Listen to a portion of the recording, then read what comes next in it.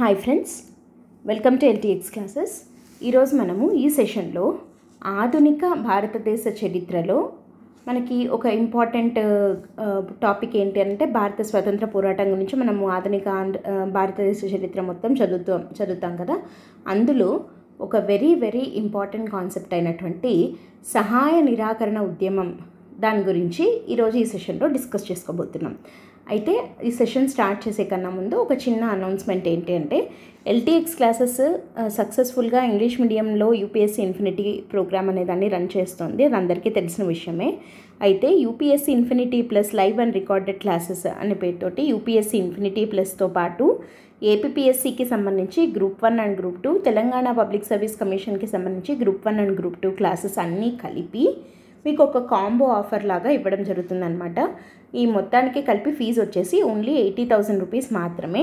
ఇది కూడా మీరు అట్ ఏ టైం పే చేయాల్సిన అవసరం లేదు. పర్ మంత్ మీరు 5,000 రూపీస్ లాగా పే చేసుకోవచ్చు.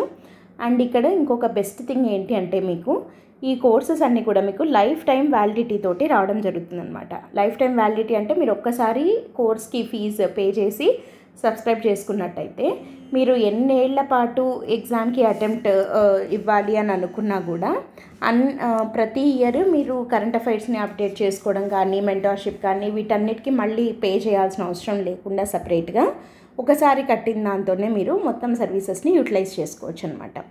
అండ్ ఇక్కడ ఇంకొక బెస్ట్ థింగ్ ఏంటి అని అంటే ఇప్పుడు మనం ఎల్టీఎక్స్ క్లాసెస్ అనేది తెలుగు మీడియంలో కూడా మనం ఈ సర్వీసెస్ని ఆఫర్ చేస్తున్నాము. సో మీరు కనుక తెలుగు మీడియంలో సివిల్స్కి కానీ ఏపీఎస్సీ తెలంగాణ పబ్లిక్ సర్వీస్ కమిషన్కి సంబంధించి గ్రూప్ 1 అండ్ గ్రూప్ 2కి ప్రిపేర్ అవుతున్నట్టయితే మీరు ఆఫ్లైన్ క్లాసెస్ కావాలంటే వైజాగ్లో అవైలబుల్గా ఉన్నాయి. అండ్ ఆన్లైన్ క్లాసెస్కి కూడా మీరు అటెండ్ అవ్వచ్చు. వీటికి సంబంధించి ఏదైనా డెమో సెషన్స్ మీరు వినాలనుకున్నా, ఫీ పర్టికులర్స్ గురించి మీకు ఇంకేదైనా డౌట్స్ ఉన్నా కూడా మీరు ఈ నెంబర్కి కాల్ చేసినట్టయితే మేడం ఏ డౌట్స్ ఉన్నా క్లారిఫై చేస్తారు. లేదు మీరు మిగతా కోర్సెస్ ఏమేమి ఉన్నాయని చూడాలనుకున్నట్టయితే ఎల్టీఎక్స్ క్లాసెస్ యాప్ని డౌన్లోడ్ చేసుకొని చూసుకోవచ్చు. ఓకే, అయితే మనము ఈరోజు మన సెషన్ని స్టార్ట్ చేసేద్దాము. ఈరోజు టాపిక్ ఏంటి అని అంటే మనం తీసుకున్నది సహాయ నిరాకరణ ఉద్యమం. అసలు ఈ సహాయ నిరాకరణ ఉద్యమం అనే దాని గురించి మనం డిస్కస్ చేశాము అని అంటే ఈ టాపిక్ ఈ సెషన్ అంతా కంప్లీట్ అయిపోయిన తర్వాత మనం ఏమేమి తెలుసుకోవాలి, ఓకేనా. ఎగ్జామ్ పాయింట్ ఆఫ్ వ్యూలో సహాయ నిరాకరణ ఉద్యమం గురించి ఆ కాన్సెప్ట్ గురించి మనం చదివితే క్వశ్చన్లు ఏ ఏరియాస్లో వచ్చేదానికి అవకాశం ఉంది అండ్ మనము ఏ టాపిక్స్ని మనం కవర్ చేసుకోవాలి అన్న దాంట్లో కదా మనం చూడాలి.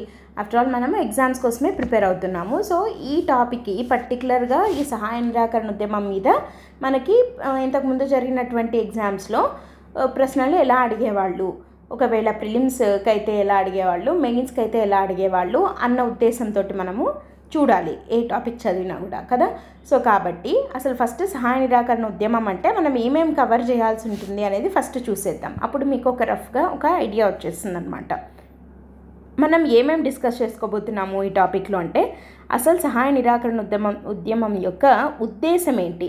ఏదైనా సరే సహాయ నిరాకరణ ఉద్యమం అనే కాదు, మనకి ఒక భారతదేశ చరిత్ర మనం చూసుకున్నట్టయితే ముఖ్యంగా ఆధునిక భారతదేశ చరిత్రలో స్వతంత్ర పోరాటం మొదలైన తర్వాత మనకి సిపాయిల తిరుగుబాటుతోటి మనము లాస్ట్ వీడియోలో ఆల్రెడీ చెప్పుకోవడం జరిగింది. ఏమని, సిపాయిల తిరుగుబాటుని మొదటి భారత స్వతంత్ర యుద్ధము అని అంటారు అని చెప్పి. అంటే సిపాయిల తిరుగుబాటుతోటి మొదలైన ఈ స్వతంత్ర పోరాటము అనేది మనకి 1857లో మొదలైంది కదా, 1947 వరకు కొనసాగింది. మనము బ్రిటిష్ వారికి వ్యతిరేకంగా పోరాటం చేస్తూనే ఉన్నాము. వాటిల్లో రకరకాల పోరాటాలు మనం చేయడం జరిగింది. ఉదాహరణకి సిపాయిల తిరుగుబాటుతో మొదలైంది, తర్వాత స్వదేశీ ఉద్యమం చేశాము, వందే మాతరం ఉద్యమము, స్వదేశీ ఉద్యమం అని 2 ఉద్యమాలు జరిగాయి. వాటిని రెండింటినీ ట్విన్ మూమెంట్స్ అంటామన్నమాట. అంటే కవలలు లాంటివి అనమాట. అవి 2 కలిసి జరిగినటువంటి ఉద్యమాలు, వందే మాత్రము, స్వదేశీ ఉద్యమము. ఆ తర్వాత తీసుకున్నట్టయితే హోమ్ రూల్ ఉద్యమం అని చెప్పి బాలగంగాధర్ తిలక్ గారు, అన్నీ బిసెంట్ గారు వీళ్ళిద్దరూ కలిసి చాలా ఉధృతంగా నడిపించినటువంటి ఉద్యమం ఏది అంటే హోమ్ రూల్ ఉద్యమం. 1914 ఆ సమయంలో మనకి మొదటి ప్రపంచ యుద్ధం జరిగింది కదా. దానికి బదులుగా మన భారతదేశంలో జరిగినటువంటి ఉద్యమం ఏది అంటే హోమ్ రూల్ ఉద్యమం అనమాట.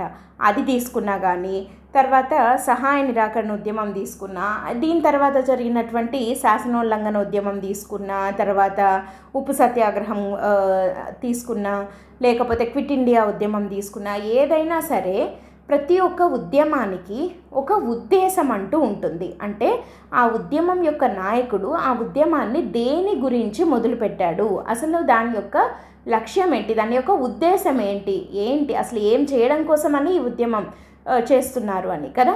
ఒక పనికి ఒక ఉద్యమానికి తేడా ఏముంటుంది? పని అంటే రెగ్యులర్గా మనము ప్రతిరోజు చేసేదాన్ని పని అంటాము, కానీ ఒక లక్ష్యం పెట్టుకొని చేస్తే దాన్ని ఉద్యమం అంటాము.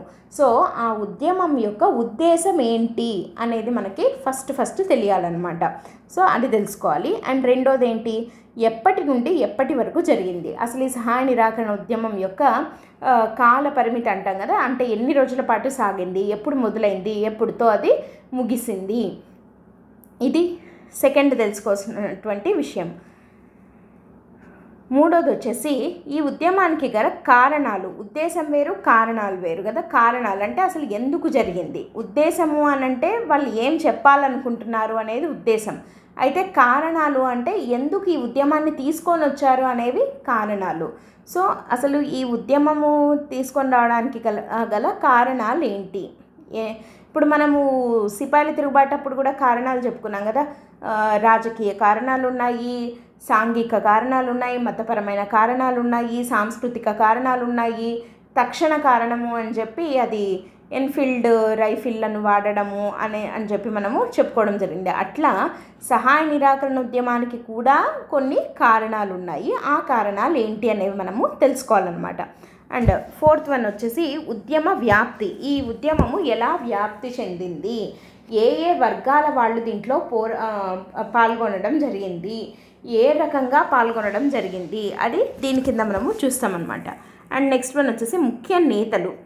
ఏ నేతలు ఈ సహాయ నిరాకరణ ఉద్యమంలో పాల్గొనడం జరిగింది. ఇక్కడ ఈ పర్టికులర్ పాయింట్లో మనకి క్వశ్చన్స్ వస్తూ ఉంటాయన్నమాట. ఎలా అడుగుతారు అని అంటే, ఇక్కడ అవ్వడానికి అయితే సహాయ నిరాకరణ ఉద్యమము ఎవరు అని అంటే, ముఖ్య నేతలు ఎవరు అంటే గాంధీజీ అనే అంటాము. కానీ గాంధీజీ కాక మిగతా వాళ్ళు ఎవరున్నారు, ఆ కాలంలో ఆయనకు సమకాలీనంగా ఉన్నటువంటి నేతల్లో కొంతమంది నేతలు సహాయ నిరాకరణ ఉద్యమానికి మద్దతు ఇచ్చారు, కొంతమంది నేతలు దీనిని వ్యతిరేకించారు. ఇక్కడ మనకి ఎగ్జామ్లో ఎక్కువగా ఎట్లా అడుగుతుంటారు అంటే, దాదాపు మద్దతే కదా ఇస్తారు, కానీ వ్యతిరేకించిన వాళ్ళు ఎవరున్నారో వాళ్ళని అడుగుతారన్నమాట. ఎవరు వ్యతిరేకించడం జరిగింది అట్లాంటివి మనకి ఇంపార్టెంట్. ఎందుకంటే అవి చాలా రేర్గా, అంటే ఇట్లాంటి ఒక ఉద్యమాన్ని కూడా వ్యతిరేకిస్తారా అని అనుకుంటాం కదా. కాబట్టి మనం తప్పుదో పట్టించడం కోసం అదే పనిగా అలాంటి క్వశ్చన్లే మనల్ని అడుగుతుంటారన్నమాట. సో ముఖ్య నేతలు ఎవరు అన్నది చూడాలి. అండ్ ఈ ఉద్యమం యొక్క ముగింపు ఎలా జరిగింది. సహాయ నిరాకరణ ఉద్యమము చాలా ఉధృతంగా మొదలైందనమాట. మొదలవ్వడమే విపరీతంగా మొదలైంది. గాంధీజీ లాంటి నేత యొక్క నేతృత్వంలో సాగిన ఈ ఉద్యమము అని అంటే ఇంకా ఏ రకంగా జరిగి ఉంటుందో మనమందరం ఊహించుకోవచ్చు కదా. కానీ అలాంటి ఉద్యమము అర్ధాంతరంగా ముగిసిపోయింది. ఎందుకు ఇది ముగిసిపోయింది, ఎవరు ముగించారు దీన్ని, ఎందుకు దీనికి ముగింపు పడింది అనేది మనము చూడాలి. అండ్ లాస్ట్ వన్ వచ్చేసి ఈ ఉద్యమం యొక్క ఫలితం ఏంటి. ఫైనల్గా ఫలితం ఏదైనా సరే, ఇప్పుడు ఉద్యమం ఒక ఉద్దేశంతో మొదలు పెట్టారు కదా, మరి ఆ ఉద్దేశం నెరవేరిందా లేదా, దీని యొక్క ఫలితం ఏంటి, అది పాజిటివ్ అవ్వచ్చు లేదా నెగిటివ్ అవ్వచ్చు, దాంట్లో సక్సెస్ అయ్యి ఉండొచ్చు లేదా కాకపోయి ఉండొచ్చు, ఏదైనా కానీ ఫలితం ఏంటి, అసలు ఏం సాధించాం మనము అనేది ఇక్కడ మనము చూస్తామన్నమాట. సో ఈ 7 ఏరియాలను మనం కవర్ చేసినట్టయితే సహాయ నిరాకరణ ఉద్యమము అనే టాపిక్ మనం పూర్తిగా డిస్కస్ చేసినట్టు అర్థం. ఓకేనా. సో సహాయ నిరాకరణ ఉద్యమం గురించి ఒక్కొక్కటిగా మనం ఇప్పుడు చూద్దాం. ఫస్ట్ వన్ ఏంటి అంటే ఈ ఉద్యమం యొక్క ఉద్దేశం. అసలు ముందు సహాయ నిరాకరణ ఉద్యమం గురించి చెప్పాలి అనంటే, భారత స్వాతంత్ర సమరంలో మహాత్మా గాంధీ గారి నేతృత్వంలో జరిగిన అత్యంత ప్రధానమైన ఉద్యమాలలో అన్నిటికన్నా ఇంపార్టెంట్ది వచ్చేసి క్విట్ ఇండియా ఉద్యమము, ఆ తర్వాత ఉప్పు సత్యాగ్రహం, తర్వాత ఈ సహాయ నిరాకరణ ఉద్యమం అని చెప్పచ్చు అనమాట. అంటే టాప్ 3లో ఉంటుంది ఈ ఉద్యమం అనమాట. ఓకేనా. అయితే అసలు ఈ ఉద్యమం యొక్క ఉద్దేశం ఏంటి, గాంధీజీ గారు ఎందుకు ఈ ఉద్యమాన్ని తీసుకొని వచ్చారు అని అంటే మనకి పేరులోనే ఉంది కదా, సహాయ నిరాకరణ ఉద్యమం. దీన్ని ఇంగ్లీష్లో ఏమంటామంటే నాన్ కోఆపరేషన్ మూమెంట్. అంటే కోఆపరేట్ చెయ్యకూడదు, సహాయాన్ని నిరాకరించాలి, సహాయ నిరాకరణ ఉద్యమం కదా. సో సహాయాన్ని నిరాకరించాలి అంటున్నాం. ఎవరు నిరాకరించాలి, ఎవరికి సహాయాన్ని నిరాకరించాలి? ఇక్కడ మనకు అందరికీ తెలిసిన విషయమే. ఆ పాయింట్ ఏంటది అని అంటే బ్రిటిష్ ప్రభుత్వానికి మనము అంటే భారతీయులము సహాయాన్ని నిరాకరించడము. అంటే బ్రిటిష్ వారికి ఏ విధంగా ఏ విషయంలోనూ సహాయం మనం చేయకూడదు, సహాయాన్ని మనము నిరాకరిస్తున్నాము అని చెప్పి గాంధీజీ ప్రకటించడం జరిగిందనమాట. అంటే అప్పటి వరకు గాంధీజీ ఏంటంటే రాజ్యాంగబద్ధమైన పోరాటాలే చేస్తూ వచ్చాడు. రౌలత్ చట్టం వచ్చినప్పుడు కూడా గాంధీజీ రాజ్యాంగబద్ధంగానే పోరాటం తెలుపుదాము అంటూ హర్తాళ్ళు అంటాం కదా, అంటే ఇట్లా స్లోగన్స్ చెప్తూ పోరాటం చేస్తారు కదా, అలాగే చేయడం జరిగింది. అయినా కూడా వాళ్ళల్లో ఎటువంటి మార్పు రాకపోవడంతో గాంధీజీ విసుగెత్తిపోయి వాళ్ళతో ఇంకా వీళ్ళకు మనం ఎటువంటి సహాయము అందించకూడదు, వీళ్ళకి సహాయ నిరాకరణం చేద్దాము, అదే వీళ్ళకి కరెక్ట్ అన్న ఉద్దేశంతో బ్రిటిష్ ప్రభుత్వానికి సహాయ నిరాకరణ చేయడము అనే ఉద్దేశంతో గాంధీజీ సహాయ నిరాకరణ ఉద్యమాన్ని మొదలుపెట్టడం జరిగిందనమాట. అసలు ఈ సహాయ నిరాకరణ, మన సహాయము బ్రిటిష్ వాళ్ళకి ఏముంటుంది, వాళ్ళకి మనం ఏ రకంగా సహాయం చేస్తున్నాము, దాన్ని ఏ రకంగా మనం ఇప్పుడు నిరాకరణ తెలపాలి వాళ్ళకి అని అంటే, ఇప్పుడు బ్రిటిష్ వారి పరిశ్రమలు ఉన్నాయి, వాటిల్లో పనిచేసే ఉద్యోగస్తులు ఉంటారు, వాళ్ళు మానేస్తే ఇప్పుడు వాళ్ళకి పనులు ఆగిపోయినట్టే కదా, అంటే వాళ్ళకి మన సహాయం నిరాకరణ తెలిపినట్టే కదా. వాళ్ళ విద్యా సంస్థల్లో చదివే పిల్లలు మానేస్తే, వాళ్ళ పరిశ్రమలో పనిచేసే ఉద్యోగస్తులు మానేస్తే, బ్రిటిష్ వారి వస్తువులు కొనడం మానేస్తే, ఇలా ప్రతి ఒక్క విషయంలోనూ వారి న్యాయస్థానాలను మనం ఆశ్రయించడం మానేస్తే, ఇప్పుడు మనకి ఏదన్నా తగాదాలు వచ్చాయనుకోండి, అప్పుడు మనం ఏం చేస్తాము, కోర్టుకు వెళ్తాము. అక్కడ అది బ్రిటిష్ వాళ్ళ కోర్టులు, వాళ్ళ న్యాయస్థానాలు. సో వాటిని మనము అప్రోచ్ అవ్వడం మానేస్తే, వాటిని దగ్గరికి వెళ్ళడం మానేస్తే, వాళ్ళ న్యాయం అడగడం మానేస్తే అది సహాయ నిరాకరణ. అంటే ప్రతి ఒక్క విషయంలో వారికి వాళ్లకు మన యొక్క నిరసనను మనం తెలియజేస్తున్నాము, ఇది మేము మీకు సహాయం చెయ్యము అంటూ మనము మన నిరసనను బ్రిటిష్ వారికి తెలిసేలాగా చెయ్యడము అన్న ఉద్దేశంతో. అండ్ దాంతోపాటు దీని వెనకలున్న ఇంకొక ఉద్దేశం ఏంటి అంటే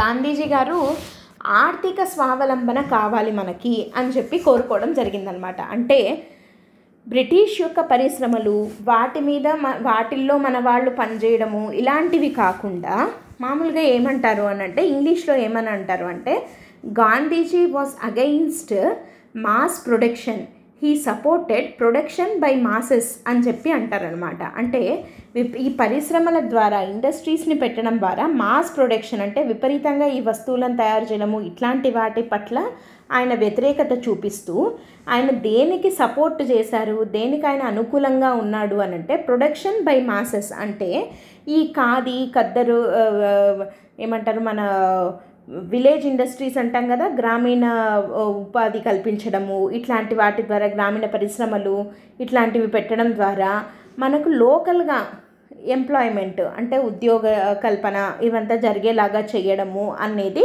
గాంధీజీ గారు దానికి సపోర్ట్గా ఉన్నారనమాట. దాని ద్వారా ఏంటి అంటే ఆర్థిక స్వావలంబన, అంటే మన మీద మనమే డిపెండ్, సెల్ఫ్ రిలయన్స్ అంటాం కదా, అది సాధించాలి. ఎకానమీ పరంగా మనం వేరే వాళ్ళ మీద డిపెండ్ అయి ఉండకూడదు అన్న ఉద్దేశంతో గాంధీజీ ఆ పరిశ్రమల్లో పనిచేసే వాళ్ళను కూడా ఉద్యోగాలు మానేసి వచ్చేయండి, నిరాకరణ తెలపండి అని చెప్పడం జరిగిందనమాట.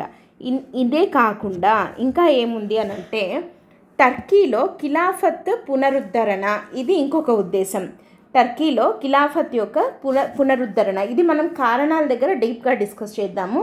అండ్ అంటరానితనం నిర్మూలన, ఈ సహాయ నిరాకరణ ఉద్యమంలో భాగంగా గాంధీజీ చేసిన అతి ముఖ్యమైన పని అంటరానితనం నిర్మూలన అనే ఉద్దేశంతో కూడా దీన్ని తీసుకొని రావడం జరిగిందనమాట. అంటే ప్రివెన్షన్ ఆఫ్ అన్టచబిలిటీ అని అంటాం. అంటరానితనం అనేది అప్పుడు విపరీతంగా ఉన్నటువంటి ఒక దురాచారం, సాంఘిక దురాచారం మన భారతదేశంలో. ఆ కాలంలో ఈ దళితులను వీళ్ళను గుళ్ళలోకి రానికపోవడము ఇలాంటివి చేసేవాళ్ళు కదా. అట్లాంటి సందర్భంలో గాంధీజీ అంటరానితన నిర్మూలనం కోసం, ఎందుకు అనంటే మనమందరం భారతీయులము, మనలో మనకి ఇట్లా కులాలు ఇట్లాంటి ద్వేషాలు ఉండకూడదు, అందరం ఒక తాటిపైన ఉండాలి. ముందు మనలో మనకి ఒక యూనిటీనే లేకపోతే మనమందరము ఎలా భారతదేశం కోసం పోరాటం చేస్తాము?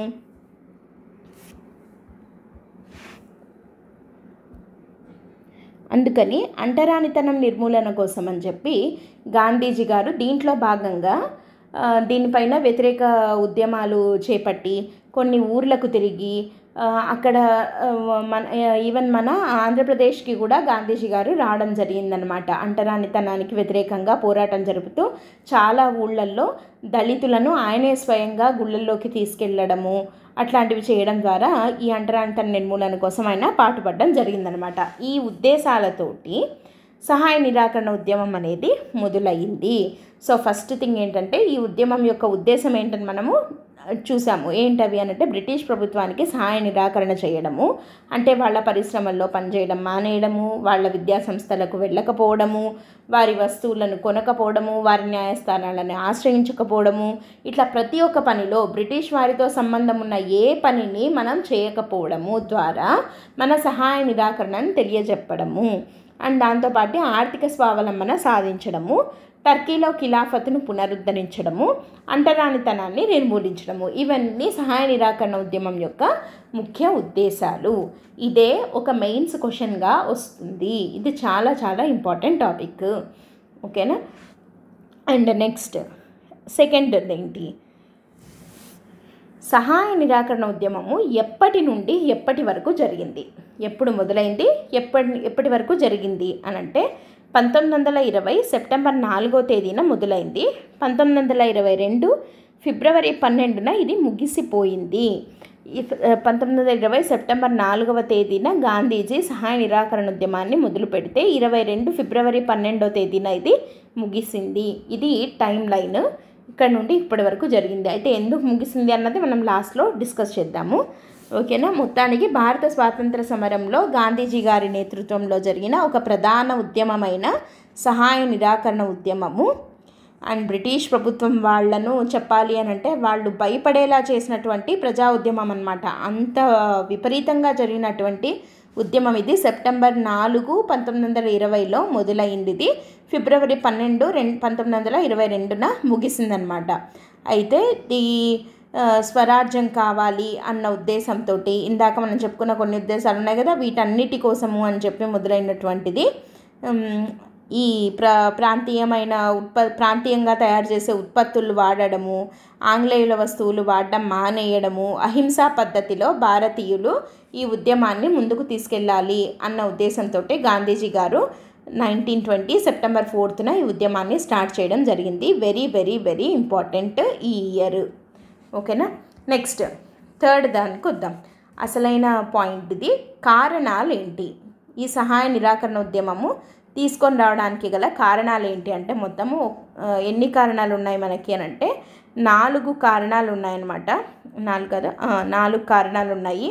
ఆ 4 కారణాలు ఏంటి అని 1 by 1 చూద్దాము. ఫస్ట్ వన్ వచ్చేసి 1919 మార్చ్లో తీసుకొని వచ్చినటువంటి రౌలత్ చట్టం. Very very very important concept ఇది. ఇది మనకి ప్రిలిమ్స్లో అడుగుతారు అండ్ మెయిన్స్లో సహాయ నిరాకరణ ఉద్యమంకి గల కారణాలు ఏంటి అన్నప్పుడు కూడా మనం ఈ పాయింట్స్ని రాయాల్సి ఉంటుంది. అసలు ఏంటి ఇది రౌలత్ చట్టం అంటే ఏంటి అని అంటే, యాక్చువల్గా ఈ రౌలత్ చట్టం యొక్క అసలు పేరు అరాచక విప్లవ నేరాల చట్టం. అరాచక విప్లవ నేరాల చట్టము, దీన్నే రౌలత్ చట్టం అని కూడా పిలుస్తారనమాట. అయితే దీన్ని రౌలత్ చట్టం అని ఎందుకు పిలుస్తారు అని అంటే, ఇది ఈ చట్టం తీసుకొని రావడానికి వెనకల ఒక కమిటీ ఉందన్నమాట. ఒక కమిటీ ఇచ్చినటువంటి సూచనల మేరకి ఈ చట్టాన్ని తీసుకొని రావడం జరిగింది. ఆ కమిటీ యొక్క చైర్పర్సన్ ఎవరు అనంటే Sydney Rowlatt, justice SAT Rowlatt, justice Sydney Rowlatt అనమాట. ఇతను ఇచ్చినటువంటి ఈ సూచనల ప్రకారమే రౌలత్ చట్టం అనేదాన్ని అరాచక విప్లవ నేరాల చట్టాన్ని తీసుకొని రావడం జరిగింది. కాబట్టి అతని పేరు మీద ఇది రౌలత్ చట్టం అని చెప్పి పిలుస్తారు. అసలు ఈ రౌలత్ చట్టానికి మన సహాయ నిరాకరణ ఉద్యమానికి మధ్య ఉన్నటువంటి లింక్ ఏంటి? రౌలత్ చట్టం అనేది దీనికి ఒక కారణం ఎందుకు అయ్యింది అని అంటే, అసలు ఈ రౌలత్ చట్టము ఎందుకు అంత విద్వేషం ఎందుకు మనకి భారతీయులకు ఈ చట్టం పట్ల అని అంటే, దీంట్లో 2 పాయింట్లు ఉన్నాయన్నమాట. ఒకటి వచ్చేసి ఈ రౌలత్ చట్టం తీసుకొని రావడం వల్ల విచారణ లేకుండా 2 ఏళ్ల పాటు జైలు శిక్ష అనుభవించవచ్చు. అంటే ఇక్కడ ఏంటి, ఎవరు అనుభవిస్తారు విచారణ లేకుండా 2 ఏళ్ల పాటు జైలు శిక్ష అంటే, ఒకవేళ ఎవరన్నా బ్రిటిష్ వారి పట్ల వ్యతిరేకత చూపిస్తున్నారేమో అన్న అనుమానం వచ్చినా సరే వాళ్ళను తీసుకెళ్ళి విచారణ కూడా చేయకుండా 2 ఏళ్ల పాటు జైల్లో ఉంచవచ్చు అనేది దీంట్లో ఉన్నటువంటి ఒక ముఖ్యమైన పాయింట్. అంటే ట్రయల్ అంటాం కదా, ట్రయల్ అంటే విచారణ, ట్రయల్ కూడా లేకుండా ఒకరిని తీసుకెళ్ళి జైల్లో పెట్టేయచ్చు 2 ఏళ్ల పాటు. ఎందుకు? బ్రిటిష్ వారికి వ్యతిరేకంగా మాట్లాడిన వాళ్లను అణిచివేయడానికి, వాళ్ళ నోళ్ళు మూయించడానికి తీసుకొని వచ్చినటువంటి చట్టమే ఈ రౌలత్ చట్టం అన్నమాట. అసలు ఈ చట్టం ఎందుకు తీసుకొని వచ్చారు, దీని వెనకలు ఉన్న బ్రిటిష్ వాళ్ళ దురుద్దేశం ఏంటి అని అంటే, 1919లో మనకి మాంటేగు చేమ్స్ఫర్డ్ సంస్కరణలు అని చెప్పి వచ్చాయి. మాంటేగు చేమ్స్ఫర్డ్ సంస్కరణలను మనకి భారత ప్రభుత్వ చట్టం 1919 గవర్నమెంట్ ఆఫ్ ఇండియా యాక్ట్ 1919 అని చెప్పి అంటామన్నమాట. అయితే దీంట్లో మనం కోరుకున్న సంస్కరణలేవి వాళ్ళు తీసుకొని రాలేదు. కాబట్టి ఈ సంస్కరణలకు వ్యతిరేకంగా మనము ఎక్కడ తిరుగుబాటు చేస్తామో అన్న ఉద్దేశంతో వాళ్ళు ముందుగానే ఈ సంస్కరణలుకి మనం వ్యతిరేకత తెలుపుతామేమో అన్న ఉద్దేశంతో ముందుగానే అలా వ్యతిరేకత తెలిపే వాళ్ళని, అట్లా తెలుపుతారేమో అన్న అనుమానం ఉన్న వాళ్ళని కూడా విచారణ కూడా చేయకుండా 2 ఏళ్ల పాటు జైల్లో పెట్టచ్చు అనే దీన్ని తీసుకొని రావడం జరిగిందనమాట ఈ చట్టం ద్వారా. అండ్ దీని కింద కనీసము దాని మీద అపీల్ చేసుకోవడానికి హైకోర్టుకు కూడా పోయేదానికి లేకుండా చేశారు. అంటే దాని మీద మళ్ళీ కనీసం అర్జీ పెట్టుకొని హైకోర్టుకి వెళ్తారు కదా, దీని మీద చిన్న కోర్టులు ఇచ్చిన తీర్పు మీద హైకోర్టుకి, అలా వెళ్ళడానికి కూడా లేదు అని చెప్పడం జరిగిందనమాట. ఇది రౌలత్ చట్టం, అరాచక విప్లవ నేరాల చట్టం.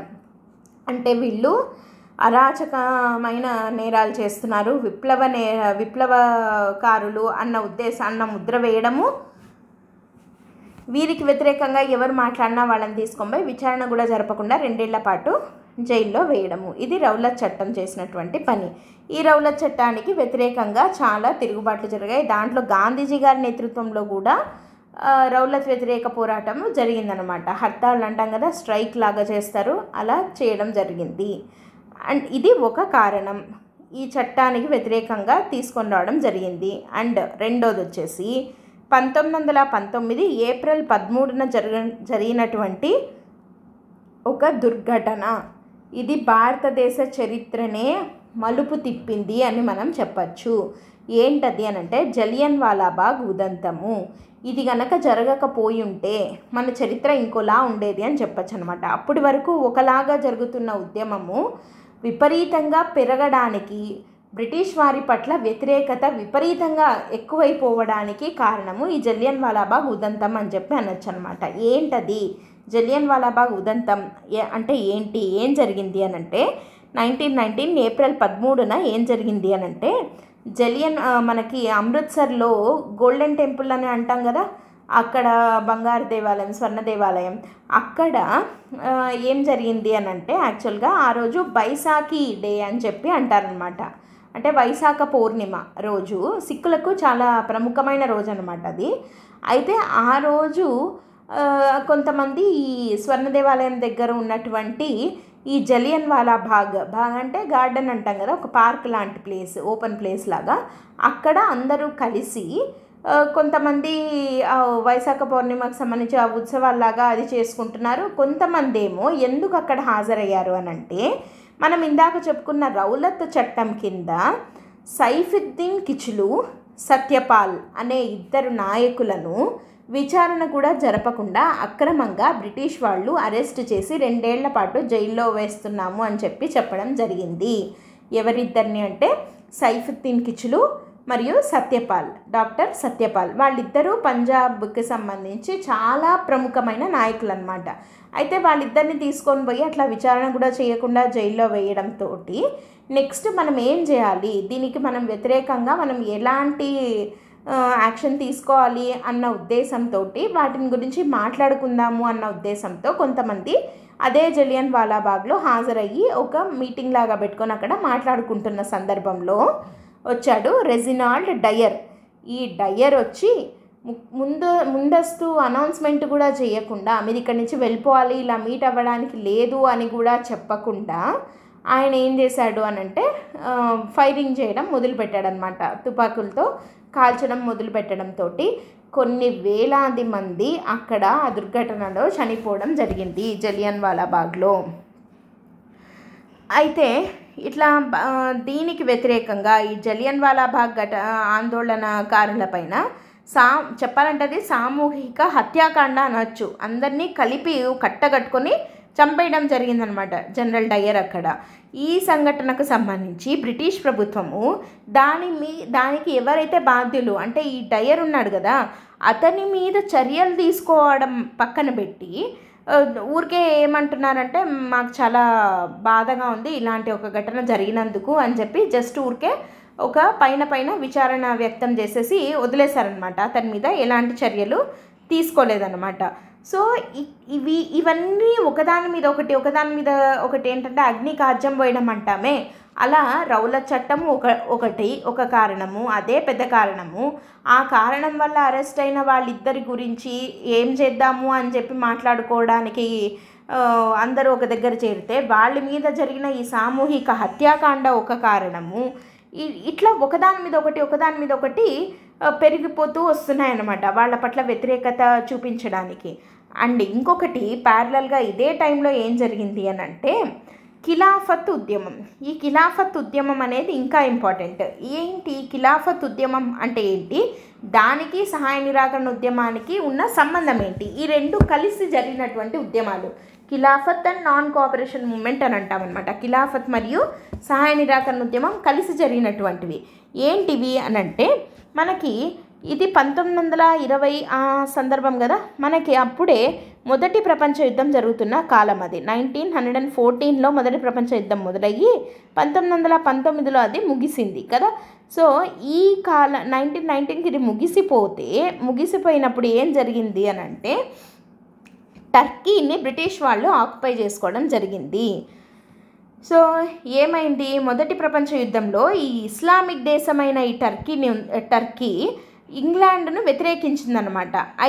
కానీ టర్కీ మీద ఇంగ్లాండ్ విజయం సాధించింది కాబట్టి ఇంగ్లాండ్ అంటే బ్రిటిష్ వాళ్ళు ఏం చేశారు, ఆ టర్కీలో ఉన్నటువంటి ఈ మత పెద్ద లాగా ఉంటారనమాట ముస్లింలందరికీ, మొత్తం ప్రపంచంలో ఉన్న ముస్లింలందరికీ మత పెద్ద అయినటువంటి ఖలీఫా అనే పదవిని రద్దు చేయడం జరిగింది.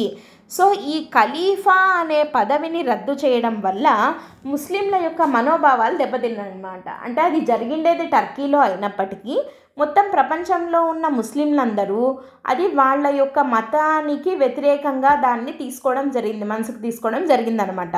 సో ఆ ఖలీఫా అనే పదవిని పునరుద్ధరించాలి అనే ఉద్దేశంతో మొదలైండేదే ఖిలాఫత్ ఉద్యమం. దీన్ని అలీ సోదరులు అని అంటారు. మహమ్మద్ అలీ, షౌకత్ అలీ అని ఇద్దరు ఉన్నారనమాట. వాళ్ళిద్దరూ భారతదేశంలో మొదలుపెట్టినటువంటిది ఎవరంటే షౌకత్ అలీ, ముహమ్మద్ అలీ. వాళ్ళిద్దరూ ఖిలాఫత్ ఉద్యమం అనే దాన్ని తీసుకొని రావడం జరిగింది.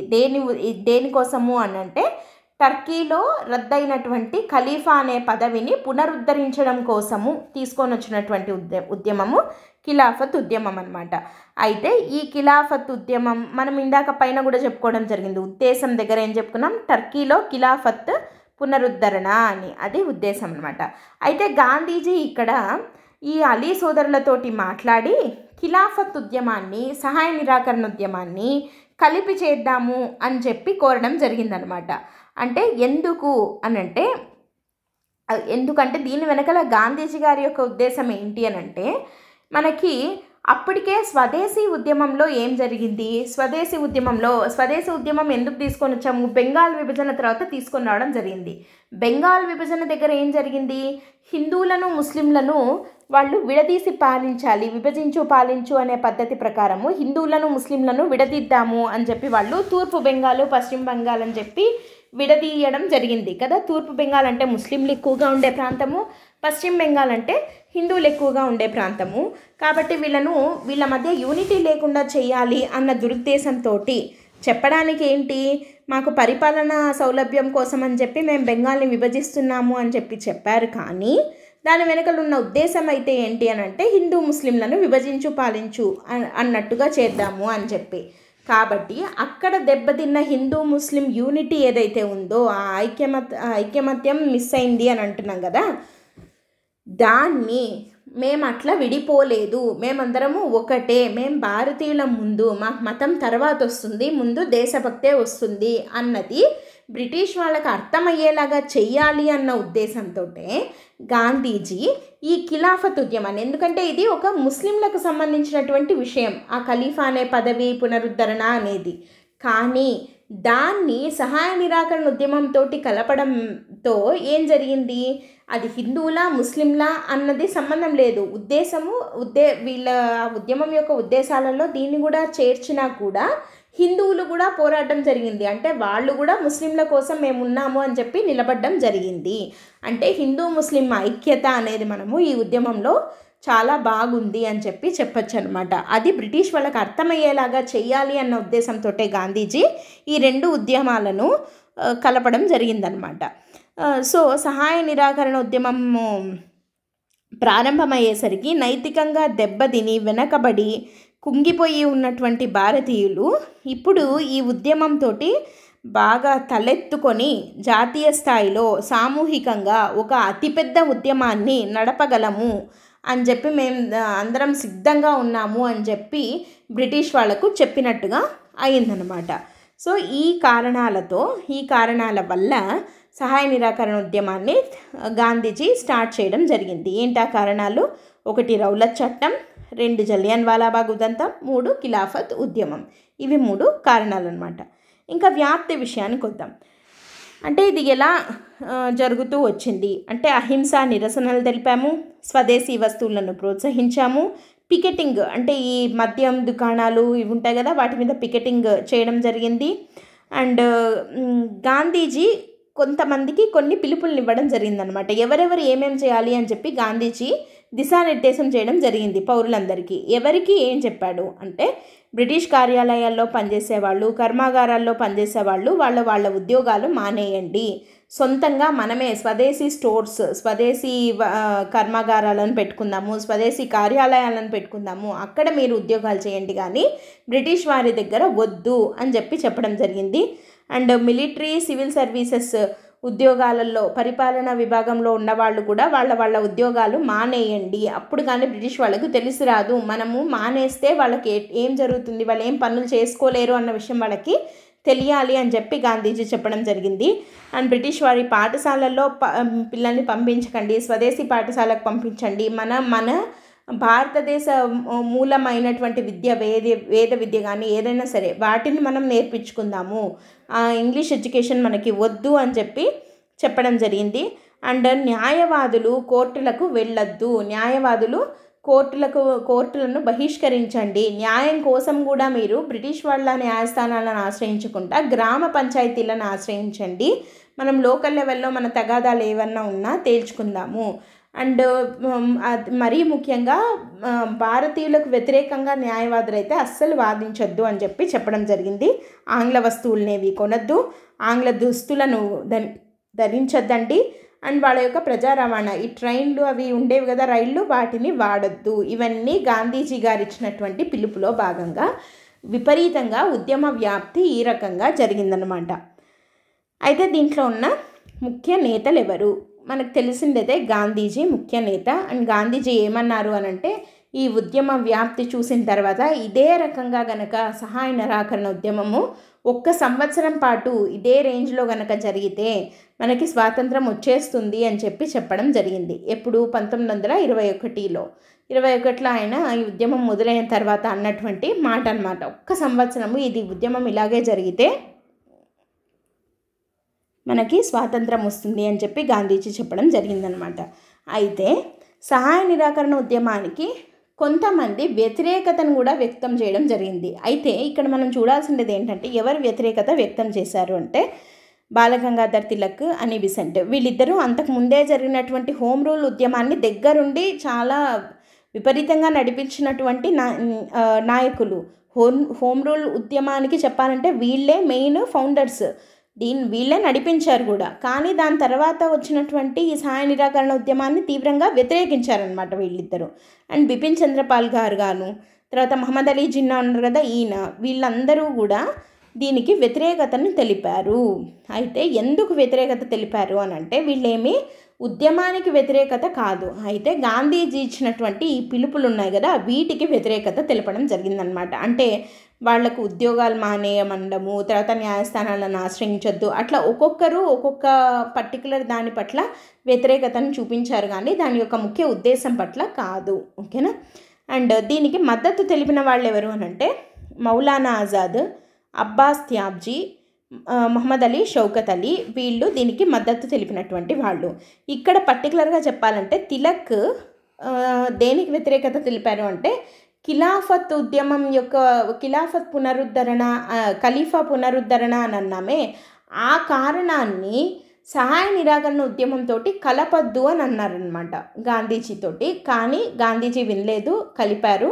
తిలక్ దాన్ని వ్యతిరేకించడం జరిగింది. ఇక్కడ మహమ్మద్ అలీ జిన్నా ఆయన ముస్లిమే అయినప్పటికీ దీన్ని వ్యతిరేకించడం జరిగింది. కానీ మౌలానా ఆజాద్, అబ్బాస్ త్యాబ్జీ, షౌకత్ అలీ, మహమ్మద్ అలీ, మనం చెప్పుకున్నాం కదా అలీ సోదరులు, ఖిలాఫత్ ఉద్యమం మొదలుపెట్టిన వాళ్ళు అని చెప్పి వీళ్ళందరూ కూడా గాంధీజీకి తమ మద్దతును తెలపడం జరిగిందనమాట. అండ్ అంతేకాకుండా జవహర్లాల్ నెహ్రూ, మోతీలాల్ నెహ్రూ వీళ్ళిద్దరూ తండ్రి కొడుకులు ఉన్నారు కదా, మొట్టమొదటిసారిగా సహాయ నిరాకరణ ఉద్యమం సందర్భంలోనే వీళ్ళు అరెస్ట్ అవ్వడం జరిగింది. ఫర్ ద ఫస్ట్ టైం వాళ్ళిద్దరూ అరెస్ట్ అయ్యిండేది ఏ సందర్భంలో అంటే ఈ ఉద్యమం సందర్భంలోనే. అయితే మరి ఇంత ఉధృతంగా జరుగుతున్న ఈ ఉద్యమము ఏదైతే గాంధీజీ ఇంకొక సంవత్సరం పాటు జరిగితే మనకి 1922లోనే స్వాతంత్రం కూడా వచ్చేస్తుంది అని గాంధీజీనే స్వయంగా అన్నటువంటి అంత ఉద్యమము అంత అర్థాంతరంగా ఎందుకు ముగించడం జరిగింది? అసలు ఎవరు ముగించారు? గాంధీజీనే ముగించారు. మొదలుపెట్టింది ఆయన్నే, ముగించింది కూడా ఆయననే. మరి ఎందుకు ఇలా ముగింపు పలికారు దీనికి అని అంటే 1922 ఫిబ్రవరి 5న ఉత్తరప్రదేశ్లోని గోరఖ్పూర్లో జరిగినటువంటి ఒక సంఘటన. గోరఖ్పూర్లో చౌరీ చౌరా అనే ఒక పట్టణము, పల్లె అనొచ్చు, ఒక చోట జరిగినటువంటి ఒక ఊచకోత వల్ల గాంధీజీ ఉద్యమాన్ని ముగించడం జరిగింది. ఏం జరిగింది చౌరీ చౌరా అనే చోట అంటే మనము ఇక్కడ ఉద్యమ వ్యాప్తి దగ్గర పికెటింగ్ చేసేవాళ్ళు అని చెప్పుకున్నాం కదా, అలా చౌరీ చౌరా అనే ఒక విలేజ్లో, ఒక పల్లెలో ఒక మద్యం దుకాణం పైన పికెటింగ్ చేస్తూ నిరసనకారులు తమ నిరసనను తెలుపుతుంటే వాళ్ళని కంట్రోల్ చేయడానికని చెప్పి కొంతమంది పోలీసులు అక్కడికి వెళ్ళడం జరిగింది. ఆ పోలీసుల మీద నిరసనకారులు తెగబడ్డారు, వాళ్ళ మీద దాడికి దిగారనమాట. అలా దిగి ఆ పోలీసులను కొట్టి అక్కడ ఉన్నటువంటి ఆ పోలీస్ స్టేషన్ ఏదైతే ఉందో దాన్ని తగలబెట్టడం జరిగింది. అట్లా తగలబెట్టేయడంతో అక్కడికక్కడే 22 మంది పోలీసులు చనిపోవడం జరిగిందనమాట.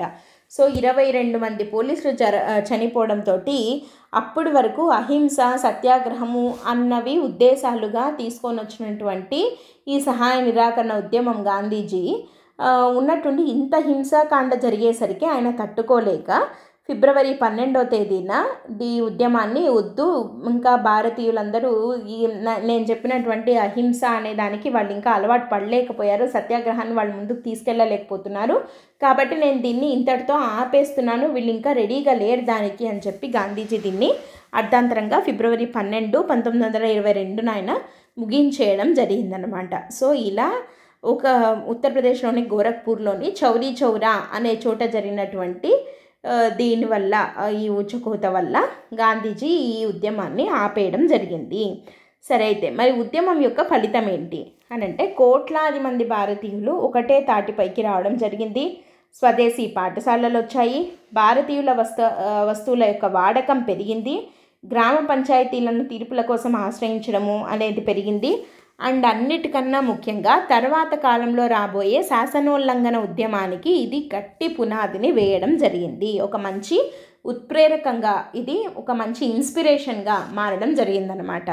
సో మన తప్పులేంటి, మనం ఎక్కడ ఇది చేస్తున్నాము అన్నది దీని ద్వారా తెలుసుకొని తర్వాత శాసనోల్లంఘన ఉద్యమాన్ని గాంధీజీ ఇంకా అద్భుతంగా దగ్గరుండి నడిపించడం జరిగిందనమాట. ఇది సహాయ నిరాకరణ ఉద్యమం గురించి. దాని ఉద్దేశం చూసాము, ఎప్పటి నుండి ఎప్పటి వరకు జరిగిందని చూసాము, దాని కారణాలు, వ్యాప్తి, ఇందులో ఉన్నటువంటి ముఖ్య నేతలు ఎవరు, దీన్ని వ్యతిరేకించిన నేతలు ఎవరు, దీని ముగింపు ఎలా జరిగింది, అండ్ దీని యొక్క ఫలితం ఏంటి, ఈ టాపిక్స్ అన్నీ కూడా మనము డిస్కస్ చేసుకోవడం జరిగింది కదా.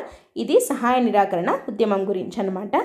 And before ending the session ఒక ఇంపార్టెంట్ అనౌన్స్మెంట్ ఏంటంటే, తెలుగు మీడియంలో మీరు కనుక సివిల్స్ గ్రూప్ 1 గ్రూప్ 2కి ప్రిపేర్ అవుతున్నట్టయితే లైఫ్ టైం వ్యాలిడిటీ తోటి మీరు కోర్సెస్ని సబ్స్క్రైబ్ చేసుకోవచ్చు. అండ్ November 16th నుండి కొత్త బ్యాచ్ అనేది స్టార్ట్ అవుతుంది, బోత్ ఆన్లైన్ అండ్ ఆఫ్లైన్లో.